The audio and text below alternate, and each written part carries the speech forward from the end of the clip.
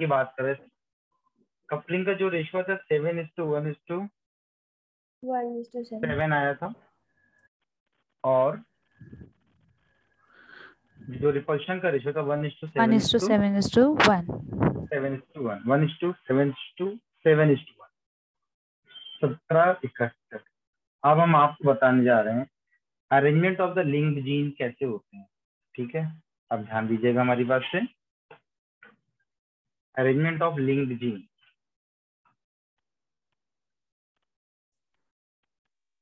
Sir वो show नहीं हो रहा, फिर स्क्रीन अभी शेयर नहीं हुआ। स्क्रीन शेयर नहीं किया क्या हमने? नहीं oh my God, it's my fault.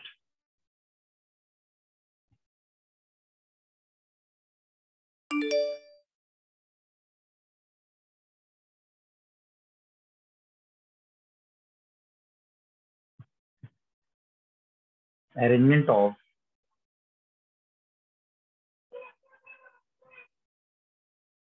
Link gene, link gene का अरेंजमेंट कैसा होता है? दो टाइप के अरेंजमेंट यहाँ पर होते हैं, सिस और ट्रांस। सिस अरेंजमेंट और ट्रांस अरेंजमेंट। ठीक, एक डब्बे में आप लिखते सिस, आप जानते हैं सिस और ट्रांस का फिनोमेना क्या होता है। ट्रांस का मतलब होता है दूर दूर, सिस का मतलब होता है पास पास, है ना। सिस का मतलब क्या होगा? पास में, और ट्रांस का मतलब दूर। तो मेनली जो ब्रेकिंग होती है वो करीब के रिश्तों में होती है या दूर के रिश्तों में होती करीब। करीब के। है?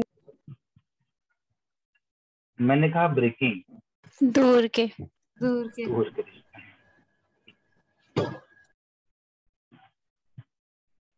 अब थोड़ा सा इसको ऐसे व्हाइट हो गया, आप इस तरह से, ये एक क्रोमोसोम है,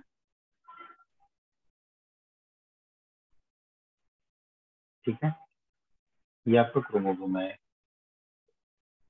एक जीन ए यहाँ पर है, एक जीन बी यहाँ पर है।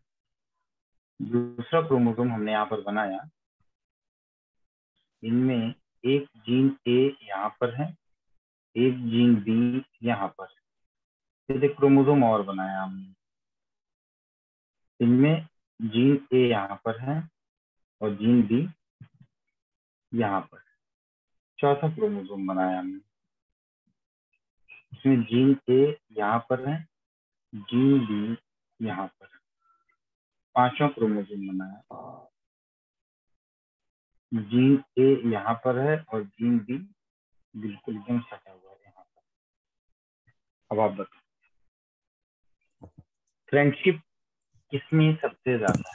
5th वाले में। Yes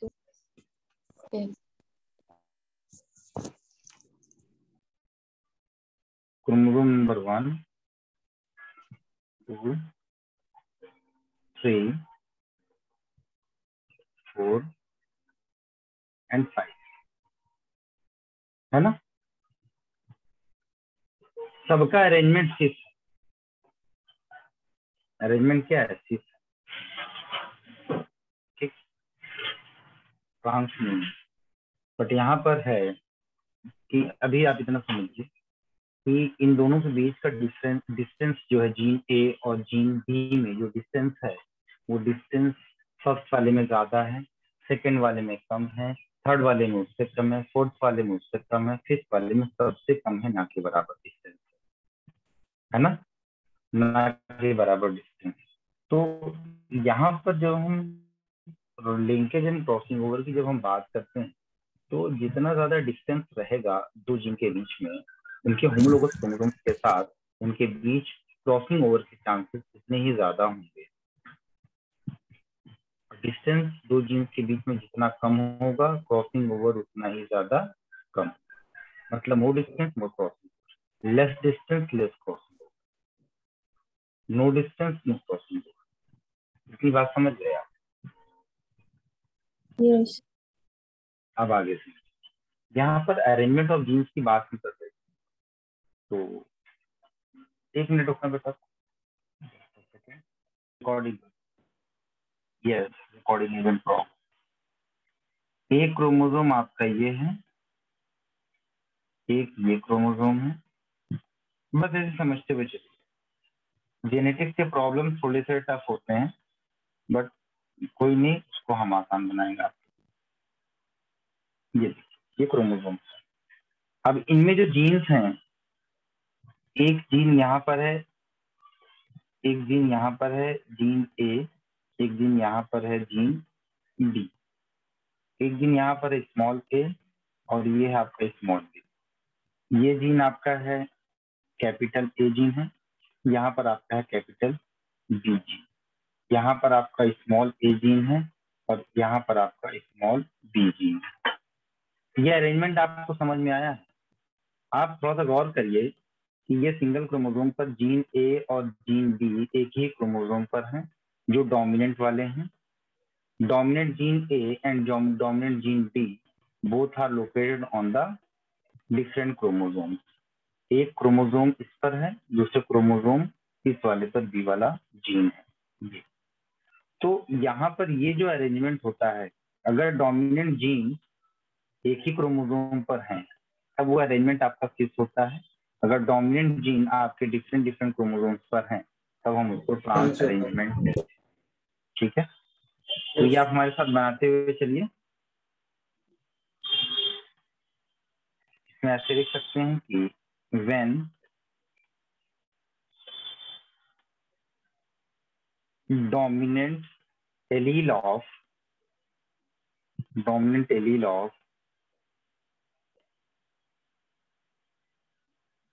linked genes are present on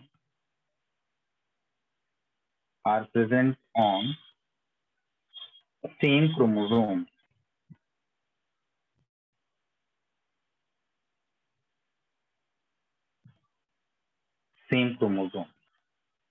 ठीक है, and recessive alleles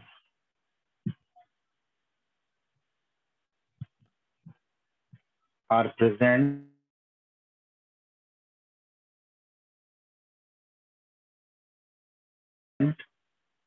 सिनेरियो आपको समझ में आ गया।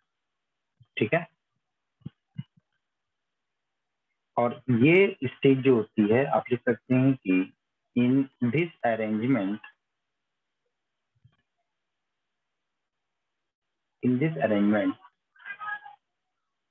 the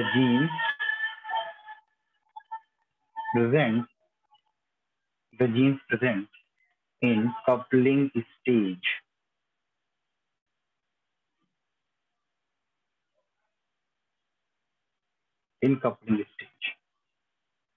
दूसरे केस में यहाँ पर हम कह सकते हैं कि when dominant allele of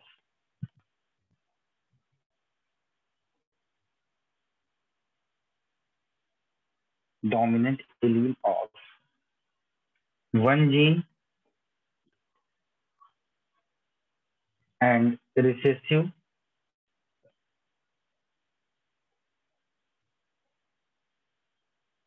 of another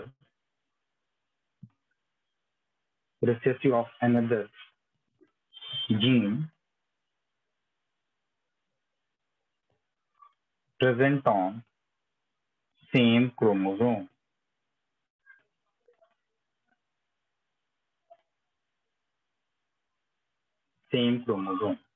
ठीक है। In this arrangement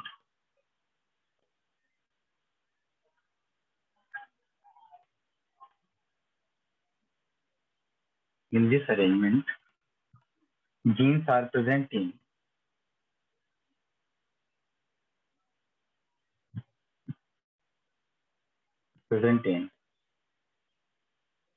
repulsion stage.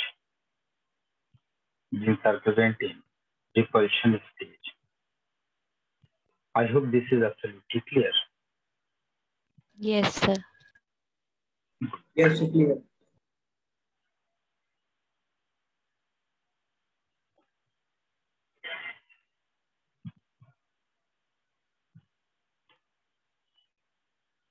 समझ गया? Yes sir. ये कुछ बातें थी आपकी, टीस और प्रॉन्स का अरेंजमेंट हो गया, ठीक है। इसके ऊपर अभी हम चर्चा थोड़ा सा रहेगा उसमें। इसके ऊपर अभी हम चर्चा करेंगे। जो आप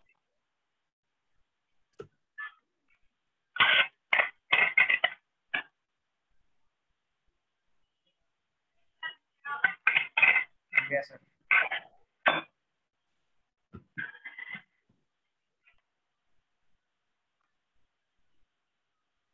चलिए,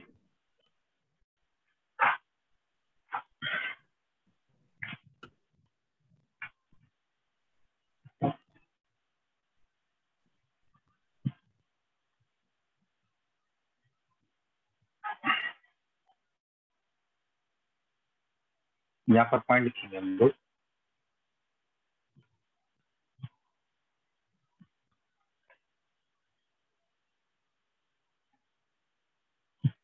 लिंकेज मतलब क्या होता है? फ्रेम। लिंकेज जो होता है वो आपस में ही होता है, दूर वाले में नहीं होता।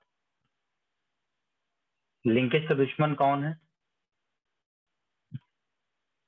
लिंकेज का दुश्मन Crossing कौन over. है? Crossing over is the enemy of linkage. ठीक है, लिंकेज का दुश्मन होता है हमारा क्रॉसिंग ओवर। तो अब आप देखिए, लिंकेज एंड क्रॉसिंग ओवर के ऊपर हम लोग बात कर रहे हैं। तो बच्चे, जैसे कि आपका ये एक क्रोमोसोम है, गौर से देखिएगा, ये आपका क्रोमोसोम। इस क्रोमोसोम पर आप देख रहे हो, यहाँ पर ए, आपका ए, B, C, D, E, F, G, H, I, J, K, L, M, N, O, P. इस तरीके से जीन्स यहाँ पर प्रेजेंट, सबका नाम आप लिख लीजिए। Gene A, B, C, D, E, F, G, H, I, J, K, L, M, N, O, P. ये सब जो आप जो देख रहे हो, ढेर सारे अल्फाबेट हम लिख दिए हैं, ये सब जीन्स हैं हमारे। क्या है? ये जीन है, ठीक है। तो यहाँ पर आपको मैं बता दूं कि डिस्टेंस जो होता है वो किसके किसके बीच में ज्यादा है और किसके किसके बीच में कम। तो यहाँ पर आप देख रहे हो कि ये जो आपका जीन ए है और जीन बी है, जीन सी है और जीन डी है, अगर हम सिर्फ इन चारों जीन्स को कंपेयर करें तो जीन ए और डी के बीच में डिस्टेंस ज्यादा है, फिर उससे कम डिस्टेंस ए और सी के बीच में है, फिर उससे कम डिस्टेंस ए और बी के बीच में। तो सबसे कम डिस्टेंस आपको ए और बी में दिख रही है और सबसे ज्यादा डिस्टेंस आपको ए और डी में दिख रही है ना? सीधा सा कंसेप्ट है, इसमें ज्यादा जो है कोई हार्ड एंड फास्ट रूल है ही नहीं। हम बस इतना ही जानेंगे कि ये जो हमारा क्रॉसिंग ओवर है, ये जो क्रॉसिंग ओवर हमारा है, crossing over breaks the linkage.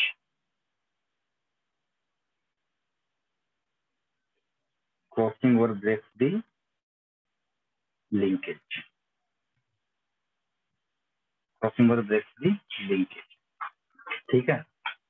Crossing over क्या करता है बेटा? लिंकेज को रोकता है, ठीक है। या आप दूसरे शब्दों में इसको ऐसे कह सकते हैं, linkage can be easily broken by the crossing. Linkage can be easily broken by the crossing over. Can be easily broken by the crossing over. ठीक? And we know very well the term linkage. The term linkage was given by the C.H. Morgan. किसके द्वारा दिया गया था भाई? C.H. Morgan के द्वारा दिया गया था। देखिए, अब आपको मैं थोड़ा सा फॉर्मूला बता देता हूँ कि अगर हम लिंकेज की बात करें कि ये जो लिंकेज है हमारा, ये तो सेम जीन पर वो सेम क्रोमोसोम पर जो जीन्स मौजूद है उनके साथ में होता है लिंकेज। ठीक है क्या भाई अरुण, क्या बात? कुछ नहीं। तो ये जो क्रॉसिंग ओवर है, क्या ये क्रॉसिंग ओवर एक प्री डिटरमाइंड फिनोमिना है कि रैंडम फिनोमिना है? Random. Random phenomena, exact. Pre determined नहीं होता है क्रॉसिंग ओवर, कभी भी कहीं भी कैसे भी हो सकता है, बस उसके होने का मौका मिलना चाहिए। तो आप इसको ऐसे लिख सकते हैं कि crossing over is not a pre determined phenomena. Crossing over is not a pre determined phenomena.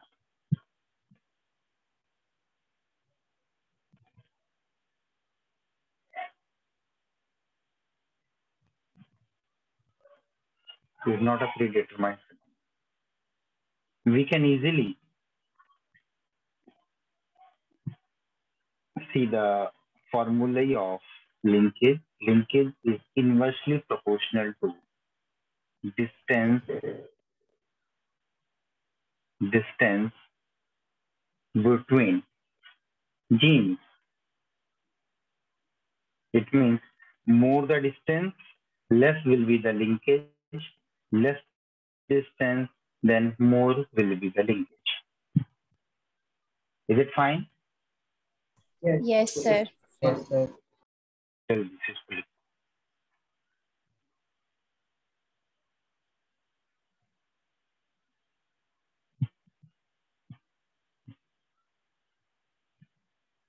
इसमें कौन नहीं आया है? पलक नहीं आई है। पलक के यहाँ लाइट खराब है।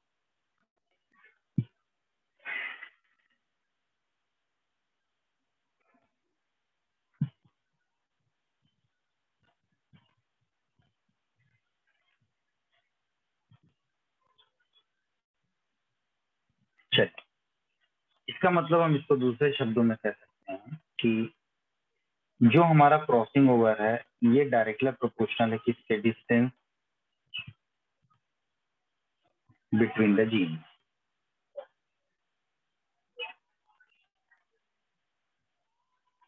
डिस्टेंस बिटवीन जीन्स ये डायरेक्टली प्रोपोर्शनल है। ठीक है बेटा?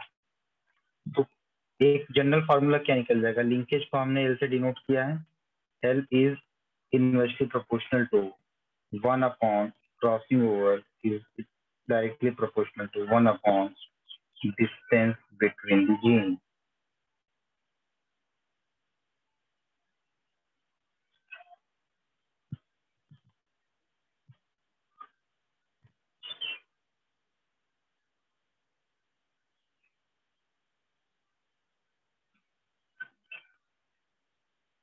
ये देखिए,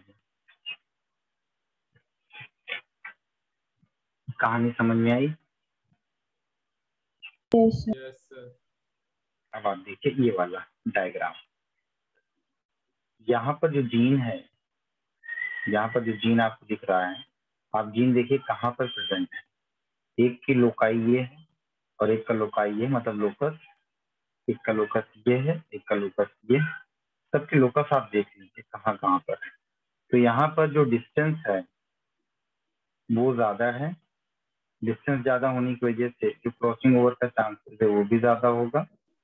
और लिंकेज क्या है यहाँ पर? बहुत कम है। कम। इसमें डिस्टेंस जो है थोड़ा सा पहले के कंपेयर में क्या है? कम। कम है क्रॉसिंग ओवर, लेकिन फिर भी होगा। मतलब क्रॉसिंग ओवर का जो चांसेस है यहाँ पर, तो क्रॉसिंग ओवर बहुत ज्यादा है। यहाँ पर क्रॉसिंग ओवर में 5 एरो हमने लगा दिए। यहाँ पर डिस्टेंस जो है, डिस्टेंस में भी हमने 5 पॉइंट्स लगा दिए। ठीक है? तो यहाँ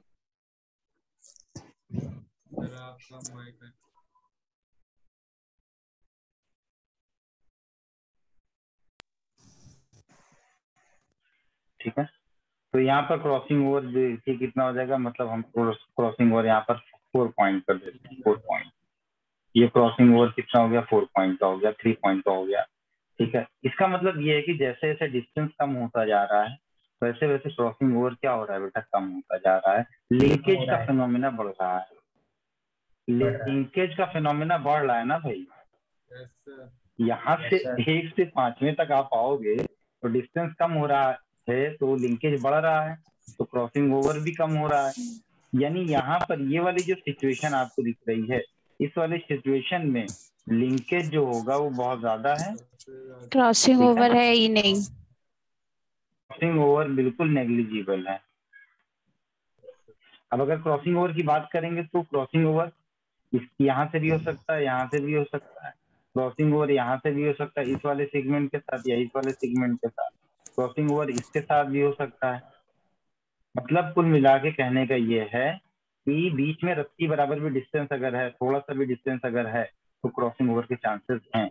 लेकिन लिंकेज जितना भी डिस्टेंस कम होगा, लिंकेज उतना ही ज्यादा होगा। कुल मिला के बात यही है। ठीक है। अब ये जो हमारा लिंकेज है, ठीक है, लिंकेज है, तो लिंकेज की थियरी जो थी ये किसने दिया था बेटा, बोलियो? ये दिया था आपके मॉर्गन ने, और इनके साथ उनके जो एक स्टूडेंट थे, स्टर्टी वेंट थे, 1911 में उन्होंने काम किया था साथ में। स्टर्टी वेंट का बड़ा ही योगदान था सेम क्रोमोसोम पर जिन्होंने काम किया था। ठीक है, ये फिनोमेना आपको समझ में आ गया। अब आपको मैं आगे लेकर चलता हूँ। ठीक है, अगर यहाँ पर नोट करके लिख लीजिएगा, एक एक पॉइंट को मैं एकदम अच्छे से रिवील करूंगा आपके लिए, ताकि आपको कभी कोई दिक्कत ना है। नोट करके लिखिएगा बेटे,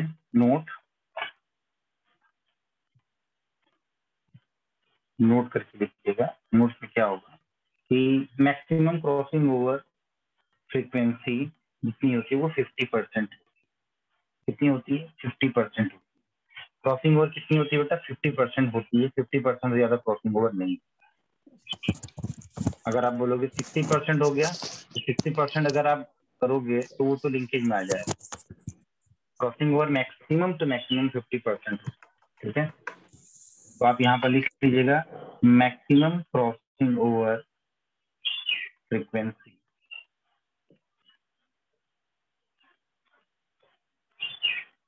मैक्सिमम क्रॉसिंग ओवर फ्रीक्वेंसी जो होती है वो आपकी 50% कितनी होती है? 50%। ठीक, अब अगर लिंकेज और क्रॉसिंग ओवर का एक टेबल हम बना करके देखें आपको, तो अगर लिंकेज 100% है तो क्रॉसिंग ओवर कितना होगा? 0% होगा। क्रॉसिंग ओवर को परसेंटेज में, लिंकेज को भी हम परसेंटेज में देखते हैं, ताकि हमें बार बार जो है परसेंटेज।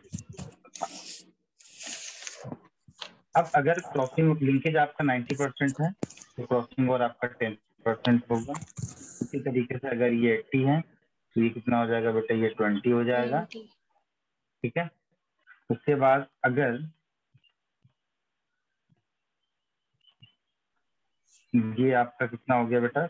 80 से आप मान लीजिए 80 से कम हो गए, मान लीजिए 50% लिंकेज है, तो 50% क्रॉसिंग ओवर भी होगा। 50% क्या होगा? Crossing over.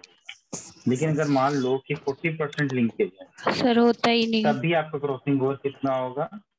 सर। 50% ही क्रॉसिंग ओवर रहेगा। मतलब मोर देन 50 कभी होगा ही। कुल मिला के मेरे कहने का मतलब यहाँ से यह है कि 50% से ज्यादा क्रॉसिंग ओवर नहीं होगा। मान लीजिए कि अगर 0% लिंकेज है, तो क्या ये पॉसिबल है? लिंकेज 0%। ठीक है, अगर मान लेते हैं अगर 0% लिंकेज है तब भी जो है 50% से ज्यादा क्रॉसिंग ओवर नहीं होगा। अब ये क्यों नहीं होता, कैसे नहीं होता, इन सब के ऊपर ज्यादा दिमाग लगाने की जरूरत नहीं है। ये सब आप लोग जब अभी अगर बाय द वे भूले बैठ के अगर एमएससी करना होगा तो वहाँ करिएगा। ये सब आपके लिए इरेलीवेंट हो जाएगा, बताएंगे। मजा खूब आएगा, मजा आपको खूब आएगा। ठीक है, इसको कर लो आप।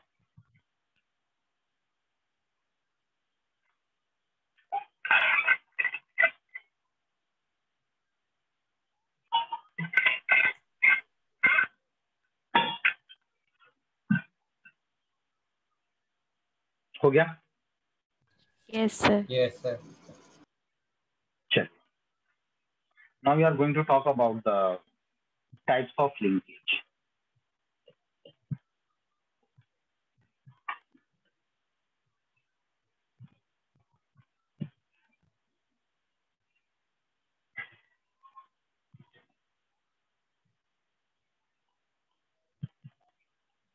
Types of linkage. जो टाइप्स ऑफ लिंकेज है बेटा, जनरली लिंकेज के जो टाइप्स होते हैं वो दो टाइप के होते हैं। एक होता है आपका कंप्लीट कंप्लीट इनकम्प्लीट। लिंकेज और दूसरा होता है आपका incomplete. First one is the complete linkage और दूसरा होता है आपका incomplete linkage. Complete linkage and incomplete. जब भी कभी हम कंप्लीट लिंकेज की बात करेंगे, ठीक है, इसकी बात करेंगे भाई, कंप्लीट लिंकेज की बात करेंगे।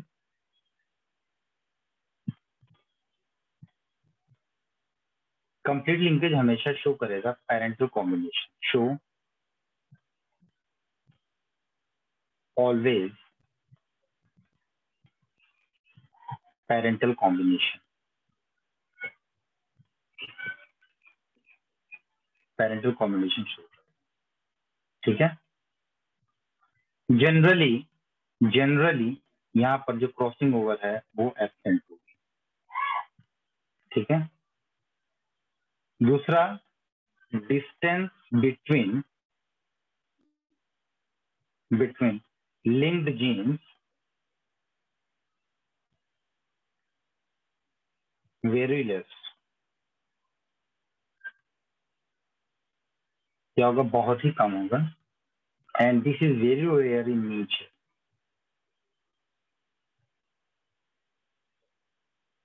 This is very rare in nature,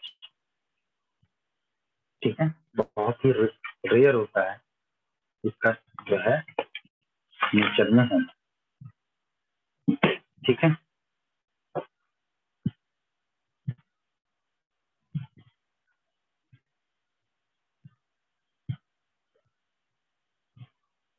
अब कंप्लीट लिंकेज का जो एग्जांपल था, इसके एग्जांपल्स में मैं यहाँ पर ले सकता हूँ एग्जांपल, कई सारे एग्जांपल्स थे।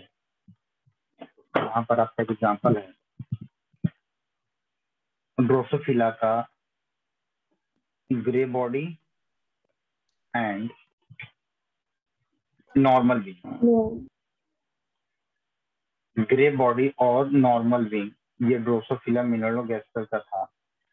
ग्रे बॉडी को हम रिप्रेजेंट करते हैं कैपिटल जी से, नॉर्मल विंग को रिप्रेजेंट करते हैं हम कैपिटल डब्ल्यू, ठीक है। ये पेरेंटल जीन वाली बात थी, ये पेरेंटल कैरेक्टर, ठीक। तो अगर ये क्या था, ये आपका डोमिनेंट वाला नेचर था, और अगर इसका हम एक जीनोटाइप देखेंगे तो जीनोटाइप में आपका क्या हो जाएगा? जीनोटाइप में हो जाएगा आपका कैपिटल जी, कैपिटल डब्ल्यू और कैपिटल डब्ल्यू। और अगर हम इसका क्रॉस करने की कोशिश करेंगे तो ये क्या हो जाएगा? स्मॉल जी, स्मॉल डब्ल्यू, मिनिएचर विंग हो जाएगा ग्रे बॉडी के अलावा। बॉडी का टिप हो जाएगी आपकी इसकी वाइट, ये इसका नॉर्मल है। तो ये जो आप देख रहे हो ये आपका कंप्लीट लिंकेज का बेसिक एग्जांपल है। इसके अलावा और भी एक दो एग्जांपल्स हैं, जैसे राइस कलर का एग्जांपल है, ठीक है। और एक एग्जांपल इसका है जैसे कॉटन में इसका जो कोरोला होता है, कोरोला ऑफ कॉटन, ठीक है। ये बहुत ही रेयर होता है, कहने का मतलब ये है कि बहुत ही रेयर होता है, ठीक। सर इसमें इसके अलावा डिस्टेंस कम है तो फिर क्रॉसिंग ओवर एब्सेंट कैसे हो सकती है? इसमें क्रॉसिंग ओवर डिस्टेंस जब हाई कहाँ लिखा है क्रॉसिंग ओवर हो रही है? एब्सेंट। हाँ, तो जब डिस्टेंस ही नहीं है तो क्रॉसिंग ओवर क्यों होगी? सवाल क्या है तुम्हारा, ये बताओ।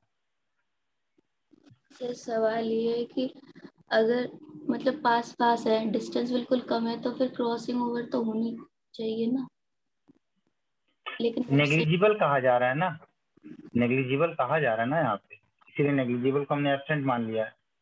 अच्छा सर। चलिए आगे। अब यहाँ पर एक बात है कि लिंक्ड ग्रुप में एक होता है लिंक्ड ग्रुप। क्या होता है आपका linked group?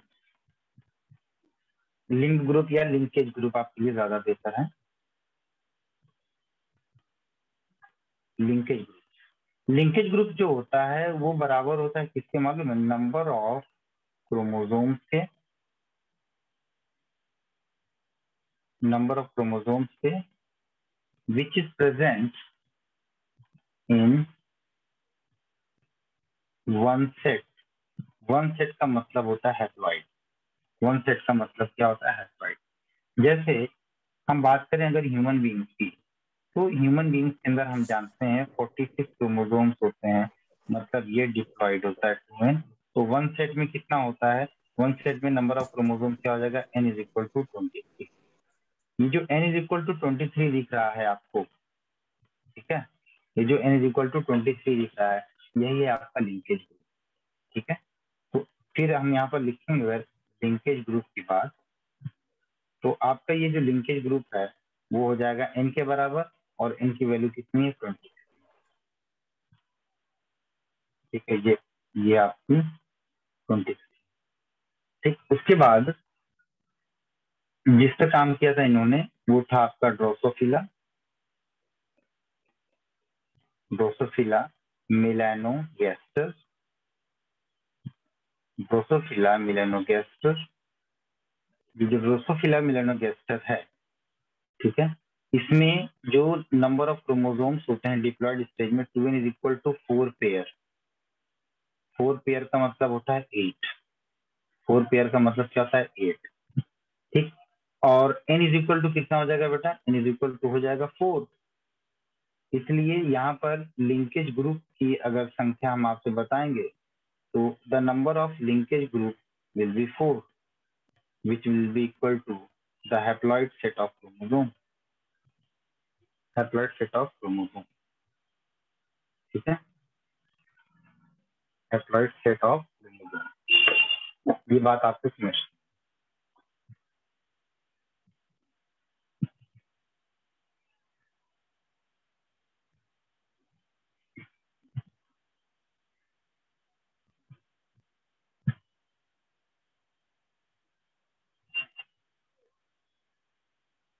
And then when we talk about the incomplete linkage,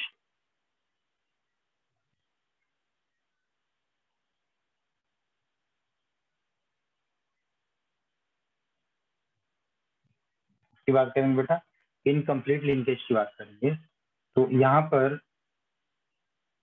जो डिस्टेंस होगा दो जीन्स के बीच में वो ज्यादा होगा, ठीक है। जब ज्यादा होगा तभी लिंकेज जो होगा वो इनकम्प्लीट होगा, पूरी तरीके से नहीं होगा। यहाँ पर क्रॉसिंग ओवर प्रेजेंट होंगे and it is very most common in the nature, ठीक है।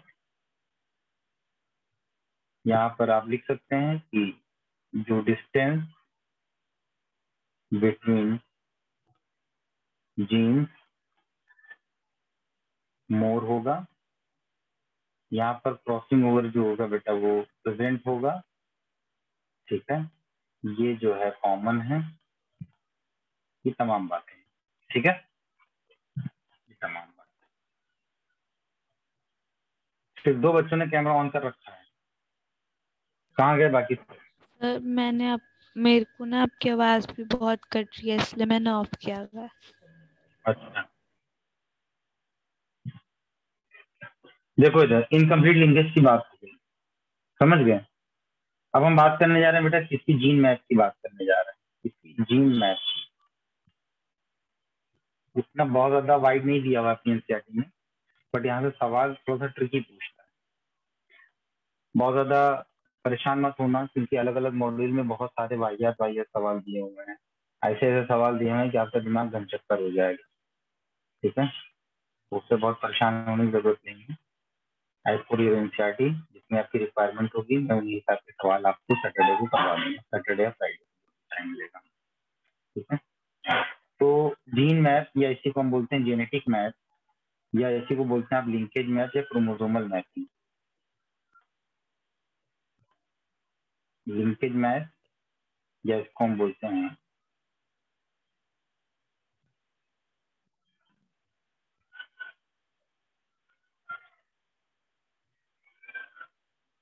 क्रोमोसोमल मैपिंग, ठीक। तो यहाँ पर आप लेते हैं कि यहाँ पर परसेंटेज वाली बात जो होती है उसी के ऊपर हम बात यहाँ पर करते हैं, ठीक है।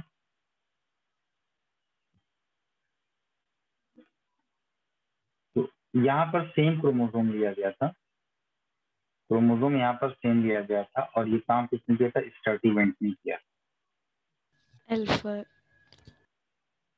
है ना। स्टर्टीवेंट ने किया था, ये उनके स्टूडेंट थे मॉर्गन साहब से। तो यहाँ पर लिख सकते हैं कि आप इन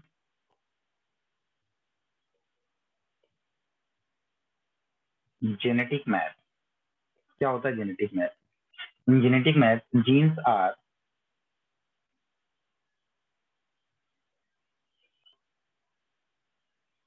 लीनियरी या लीनियरली प्रेजेंट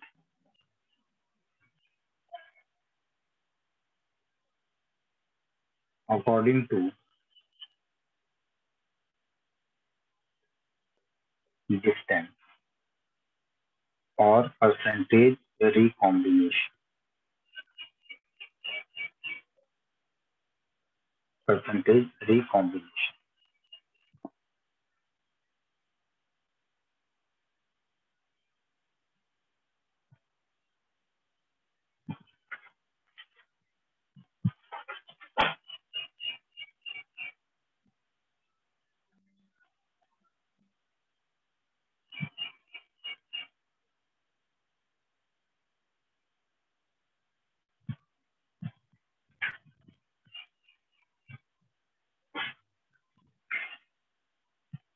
सर आपने क्या लिखा है? स्टार आपकी आवाज कट गई थी उसमें। स्टर्टीवेंट। सर पीछे वाली स्लाइड और लगा दीजिए, एक सेकंड। क्यों लगा दूं? सर मीटिंग से बाहर चला। मतलब पीएम होने से तुम प्राइम मिनिस्टर हो गए हो? क्या सर? तुम्हारा नाम पीएम होने से तुम प्राइम मिनिस्टर हो गए हो? नहीं सर, नहीं हो गया ना? एक स्लाइड और पीछे।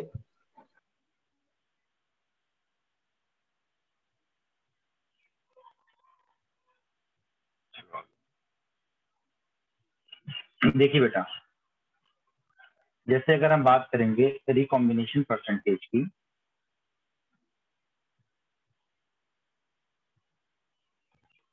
रिकॉम्बिनेशन किसके किसके बीच में होता है पता है? नॉन सिस्टर क्रोमेटिड के बीच में, ये तो पता है ना। परसेंटेज कैसे निकालेंगे आपको मालूम है?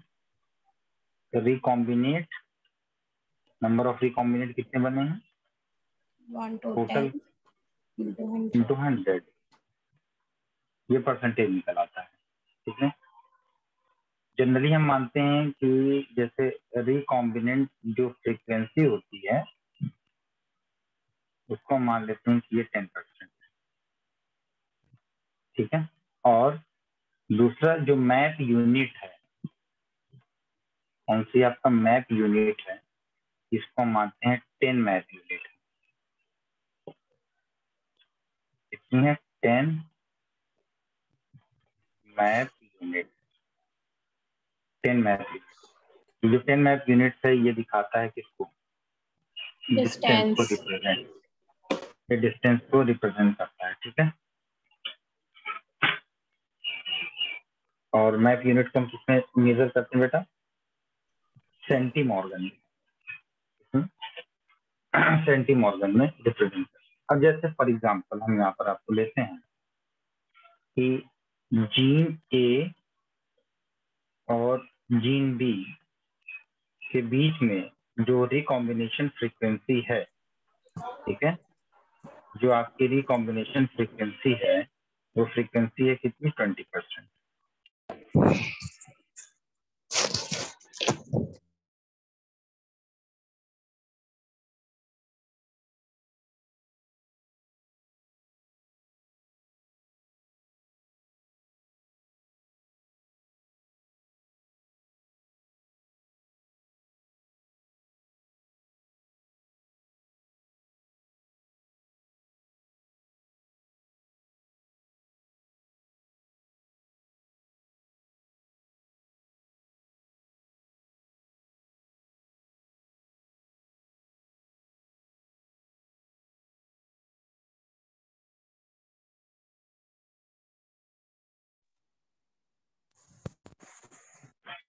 20% है, तो पूछा और ए और सी के बीच में जो रिकॉम्बिनेंट फ्रीक्वेंसी है वो है 10%।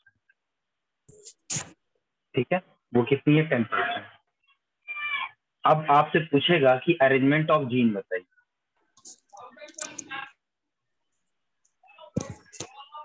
सर क्या ए, सी पूछेगा? और बी। Arrangement of gene. आपके पास ऑप्शन ए है, ऑप्शन बी, ऑप्शन सी और ऑप्शन डी। ऑप्शन ए है आपका ए, सी, बी। ऑप्शन बी है आपका क्या कहते हैं, सी, ए, बी।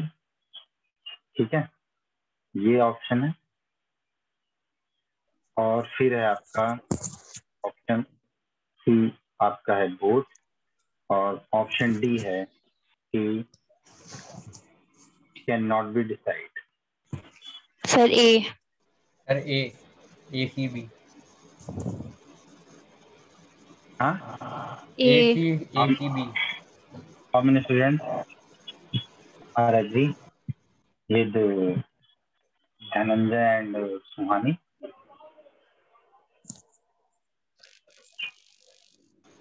दीप्ति बताओ बेटा, इसका जवाब दो।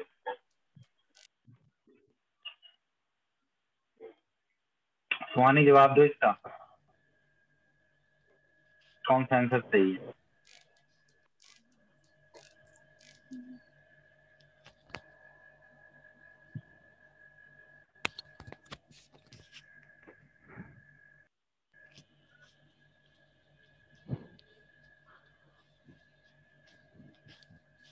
अरे रिप्लाई करो, सर, पता है तो मैं बताओ।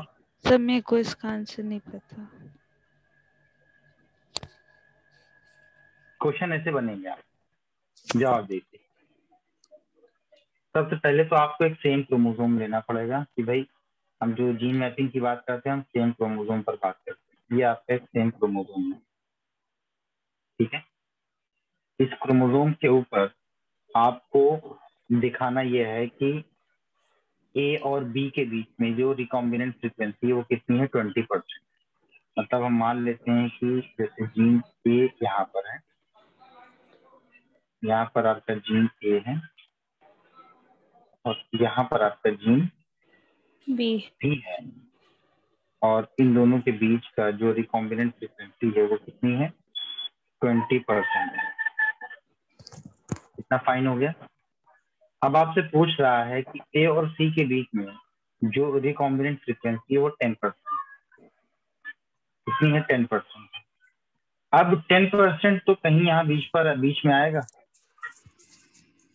बोलो। Yes sir. यहाँ बीच में आ सकता है ना 10%। लेकिन ये बिल्कुल नहीं कहा गया है कि ये बी के करीब वाला 10% होगा। 10% तो इधर भी आ सकता है ना।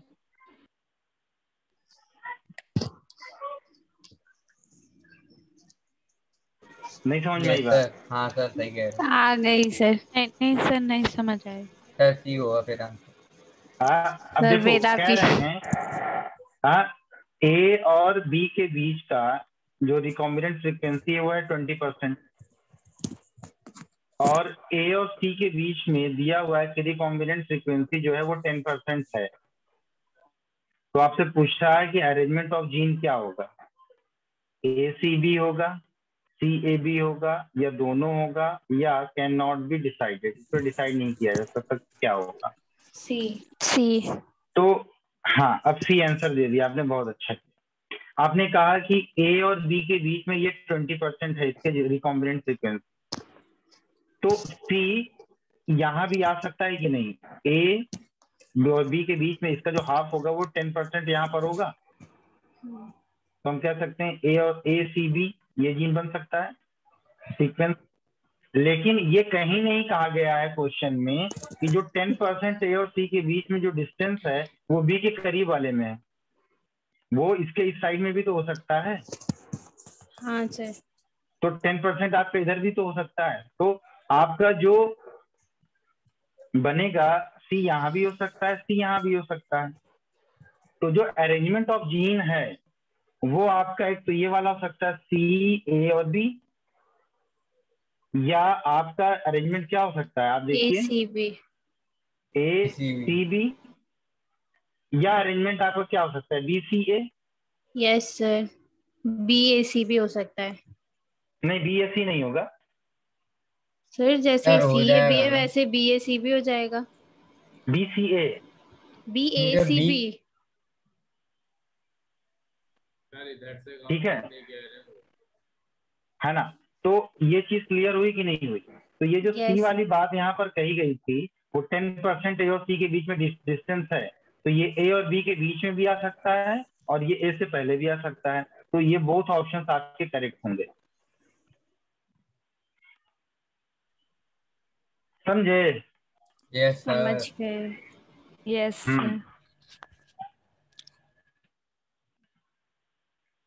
चलिए एक चीज और हम आपको बताते हैं, आई colour inheritance in fruit fly. पहले कर लो, इसको लिख दो। हो गया सर। सर एक जल्दी।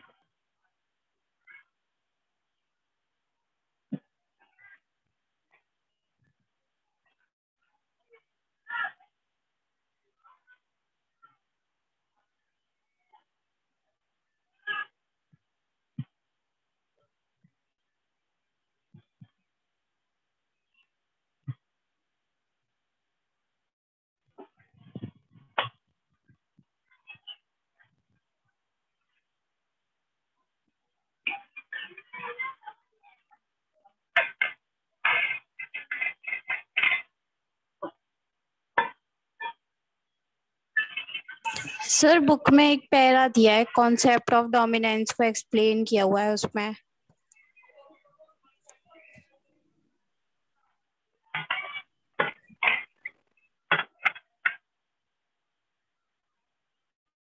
Don't break the flow.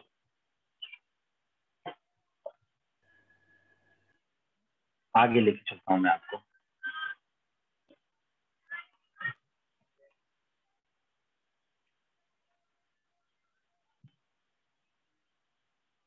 ये चीज छूट गई थी बीच में, इसलिए मैं बता रहा हूँ।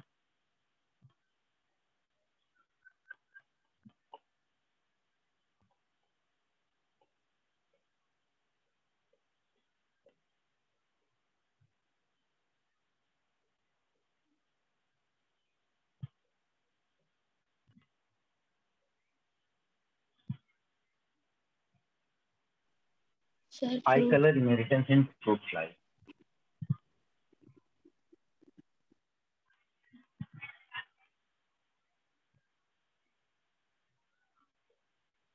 चचा मॉर्गन बड़े बढ़िया आदमी थे,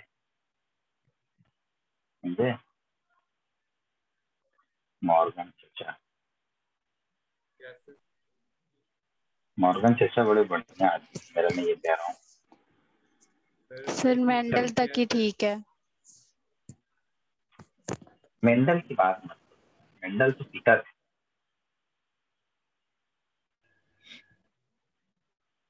अच्छा चलो थोड़ा सा बताओ, तुम लोगों ने पढ़ा पूछा था ना, अंकल अंकल कौन है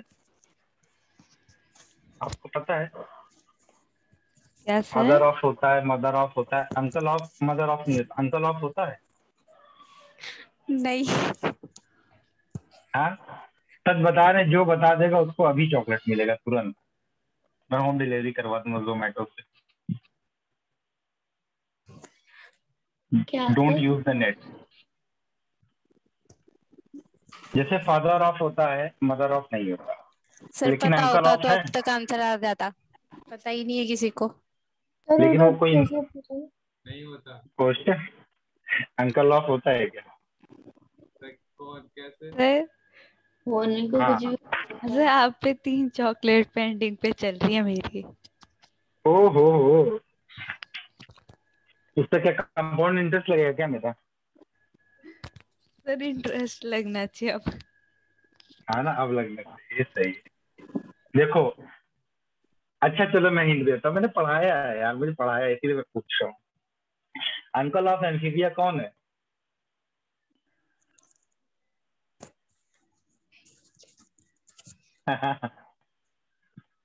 पता करो।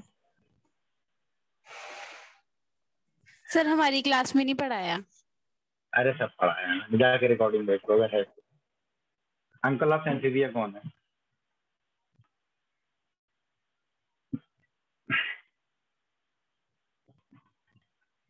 रोमन्स। हाँ, रोमन्स। ये कौन है? गूगल तो ये क्या कह रहा है? कह रहा है the romans refer then as uncle of amphibia. हो पता नहीं, गलत कह रहा है। नहीं, fish fish fish fish fish. Fish आ रहा है कौन sir. C? Yes, sir. Fish is known as God. ये कौन सी? फिश गैमोफियोन। नो नहीं है। Caelius. बेटा वो जीप उसको कहते हैं, सॉरी, उसको कह जिम्नोफियोन। रहे हैं। Rifesti. यही नाम लिखा है? Yes, जिम्नोफियोना। यही है। फियोना हाँ नहीं, सर। जिम्नोफियाना। चलो 3 चॉकलेट मेरी माँ। नहीं सर। ये डील हुई थी। चलिए, मॉर्गन ने ड्रोसोफिला के लिए लिया था। ड्रोसोफिला के अंदर जो क्रोमोसोम्स होते हैं वो नंबर ऑफ क्रोमोसोम्स कितने होते हैं बेटा? 4 पेयर होते हैं। ठीक है। और इस 4 पेयर ऑफ क्रोमोसोम्स में जो पहला पेयर होता है, जो फर्स्ट पेयर होता है, उसको हम बोलते हैं सेक्स क्रोमोसोम।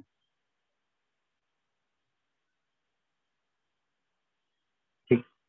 अब इस सेक्स क्रोमोसोम में एक्स एक्स होगा या एक्स वाई होगा। ठीक है।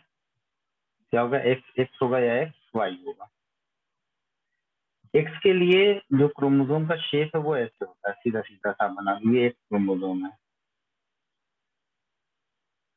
ये एक्स क्रोमोसोम है। और जो वाई क्रोमोसोम है उसके लिए थोड़ा सा बेंड करता है, ये वाई क्रोमोसोम। जो बेंडेड है थोड़ा सा वाई क्रोमोसोम, मतलब ये एक्स है, ये एक्स है, ये एक्स है और ये वाई क्रोमोसोम। ठीक है।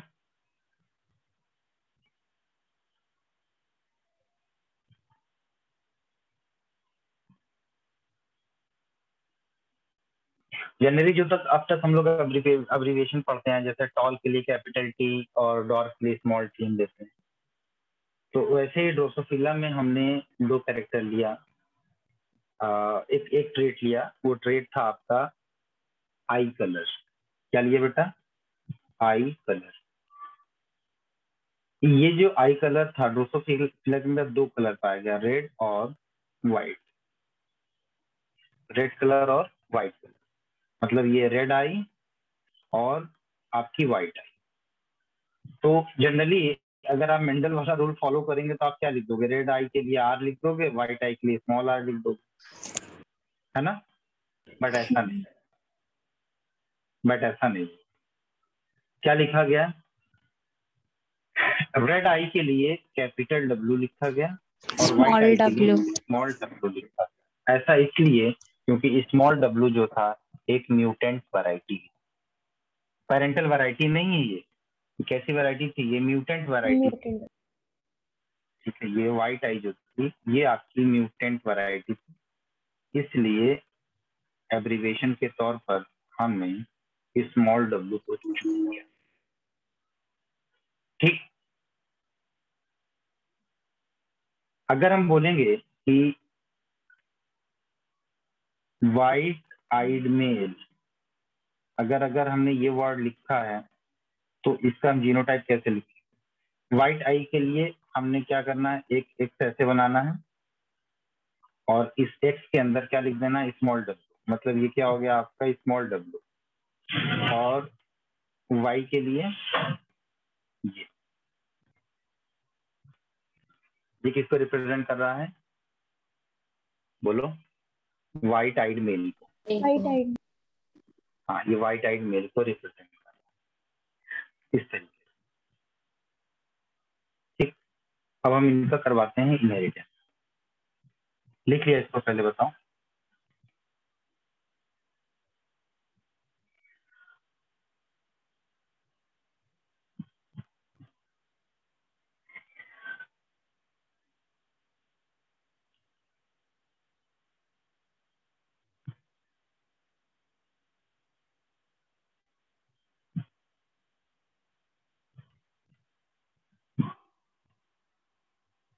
आंसर लिख लिए?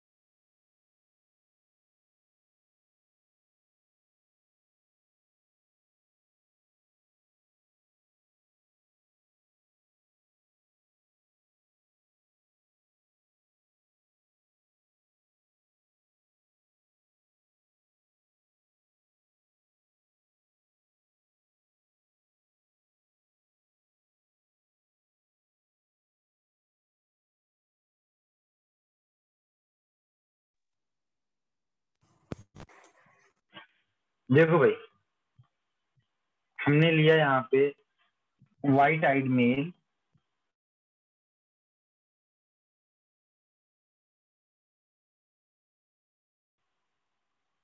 वाइट आइड मेल और रेड आइड फीमेल।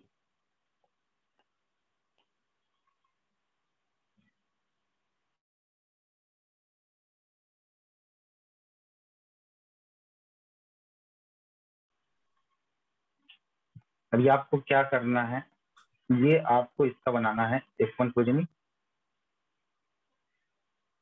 फिर F1 की करवानी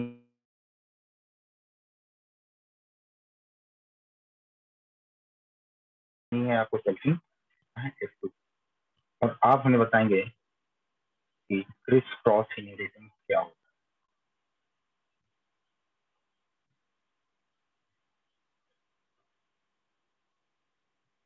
क्या होता है criss cross inheritance? This is your homework.